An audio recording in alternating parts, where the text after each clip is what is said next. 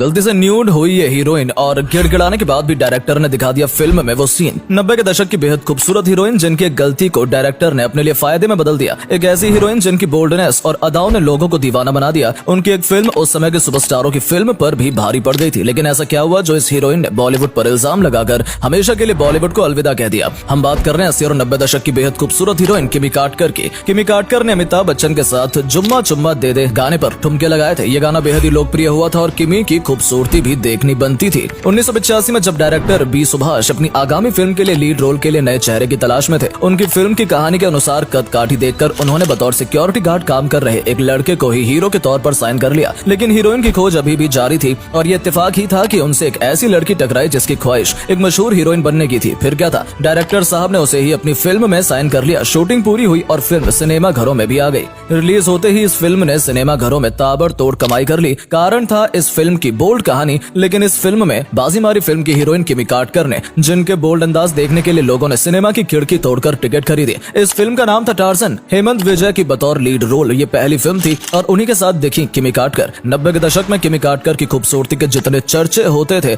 उतनी ही चर्चा उनके स्क्रीन पर दिए गए हॉट और बोल्ड सीन के भी होते थे। डायरेक्टर, प्रोड्यूसर से लेकर उनके कोई स्टार तक उनके जादू से अपने आप को बचा नहीं पाए थे। 11 दिसंबर 1965 को किमी काटकर का जन्म मुंबई में हुआ। उनका असली नाम नयनतारा काटकर है। उनकी मां टीना काटकर फिल्मों में जूनियर आर्टिस्ट थी और एक कॉस्ट्यूम डिजाइनर भी थी और उनके पिता भी इंडस्ट्री में जूनियर आर्टिस्ट के तौर पर काम करते थे। इस तरह उनका बचपन सिनेमा के गलियों में ही बीता था। अपनी पढ़ाई पूरी करने के बाद 17 साल की उम्र में ही इन्होंने मॉडलिंग करना शुरू कर दिया था। मॉडलिंग करते करते उन्हें 1985 में फिल्म पत्थर एक दिल में एक सपोर्टिंग एक्ट्रेस के तौर पर काम मिला। लेकिन ये फिल्म कुछ खास कमाल नहीं कर पाई और किम गुमनाम चेहरा बनकर रह गई। इसी साल बी सुभाष अपनी फिल्म टार्जन पर काम कर रहे थे और उन्हें किसी नई हीरोइन की तलाश थी। वो अपनी स्क्रिप्ट सुनाने अभिनेत्री नीलम के पास गए। स्क्रिप्ट सुनते ही नीलम ने फिल्म को करने से मना कर दिया। उसके बाद सुभाष को किमी काटकर के बारे में पता चला, जिन्होंने उसी साल हिंदी सिनेमा में कदम रखा था। बी सुभाष ने उन्हें स्क्रिप्ट सुनाई और किमी ने खुशी खुशी इस फिल्म को साइन कर लिया। ये फिल्म रिलीज हुई और इस फिल्म की हीरोइन अपने बोल्ड अवतार के कारण रातों रात स्टार बन गई। किमी काटकर को उस समय के लगभग सभी बड़े कलाकारों के साथ काम करने का मौका भी मिला था। उन्होंने अपने छोटे से करियर में लगभग 55 फिल्मों में काम किया, जिसमें उन्होंने शिव शक्ति, तमाचा, धर्मयुद्ध, सोने पर सुहागा, मुजरिम, जैसी करनी वैसी भरनी, गैर कानूनी, काला बाजार, तेजा वर्दी जैसी कई फिल्मों में काम किया। किमी काटकर काफी बोल्ड और बिंदास अभिनेत्री रही हैं, लेकिन शुरू में वो इस सब के लिए बिल्कुल भी तैयार नहीं थी। लेकिन निर्माता बी सुभाष के एक उलझे कॉन्ट्रैक्ट ने किमी को न केवल एक बोल्ड अभिनेत्री बना दिया, बल्कि एक सी ग्रेड फिल्म के बलबूते किमी रातों रात स्टार भी बन गए। लेकिन आखिर क्या था इस कॉन्ट्रैक्ट में, चलिए जानते हैं। दरअसल डिस्को डांसर और डांस जैसी फिल्में बना चुके डायरेक्टर बी सुभाष से अभिनेता डैनी ने किमी काटकर की मुलाकात करवाई थी। उसी दिन सुभाष ने किमी को अपने ऑफिस बुलाया और कॉन्ट्रैक्ट साइन करने को कहा। हीरोइन बनने की खुशी में किमी ने तो ना कॉन्ट्रैक्ट की शर्तों को ठीक से पढ़ा, ना ही प्रोजेक्ट के डिटेल्स पढ़ना ठीक समझा। उन्होंने बस पेपर पर साइन किया और हीरोइन बन गई। लेकिन उनके होश तो जब उड़े जब शूटिंग के दौरान उन्हें छोटे छोटे कपड़े पहनने के लिए दिए जाने लगे। क्योंकि वो पहले ही कॉन्ट्रैक्ट को साइन कर चुकी थी, इसीलिए किमी अब कुछ नहीं कर सकती थी। एक दिन किमी पर स्विमिंग पूल में एक सीन फिल्माया जाना था। इस सीन के लिए किमी को बिना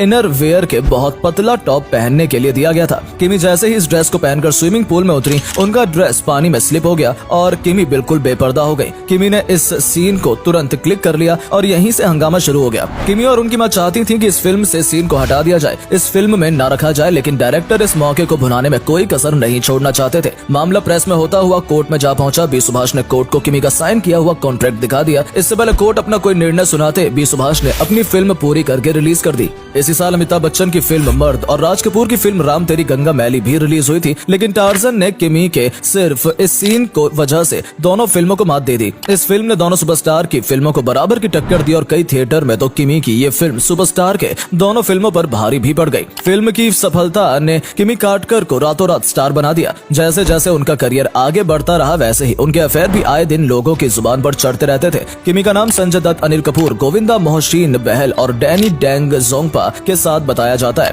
बॉलीवुड के बाबा संजय दत्त के साथ किमी ने तेजा, खून का कर्ज और सरबिरा जैसी फिल्मों में काम किया था। कहा जाता है कि संजय और किमी को एक दूसरे से प्यार हो गया था। संजय ने खुद एक इंटरव्यू में इस बात का खुलासा किया था कि वो अक्सर किमी के घर जाया करते थे और टीना काटकर संजय के लिए उनकी पसंद का खाना भी बनाया करती थी। लेकिन इसी बीच संजय की नजर रिचा शर्मा पर पड़ी, जो अमेरिका की रहने वाली थी। प्लेबॉय संजय रिचा की खूबसूरती पर फिदा हो गए। दोनों की बात बन गई और 1978 में दोनों ने शादी कर ली। इस तरह रिचा शर्मा की खातिर संजय ने किमी काटकर को धोखा दे दिया। किमी काटकर को गोविंदा के साथ बहुत पसंद किया जाता था। उन्होंने गोविंदा के साथ मेरा लहू, जैसी करनी वैसी भरनी फिल्मों में काम किया था। इन दोनों की ऑन स्क्रीन केमिस्ट्री रियल लगती थी। इतना ही नहीं, इसके बाद किमी का नाम उस समय के सफल कलाकार अनिल कपूर के साथ भी जोड़ा गया। उन्होंने अनिल के साथ कई फिल्मों में काम किया जिसमें आग, हमला, काला बाजार शामिल है। इन्हीं के दौरान अनिल को किमी से प्यार हो गया था। बताया जाता है कि जब अनिल किमी काटकर के प्यार में पड़े तब अनिल शादीशुदा थे और वो सुनीता कपूर के पति बन चुके थे। उस समय खबरें ये भी थी कि अनिल किमी को इतना पसंद करते थे कि उस समय हर डायरेक्टर प्रोड्यूसर को अपनी फिल्म में किमी को ही कास्ट करने के लिए कहते थे।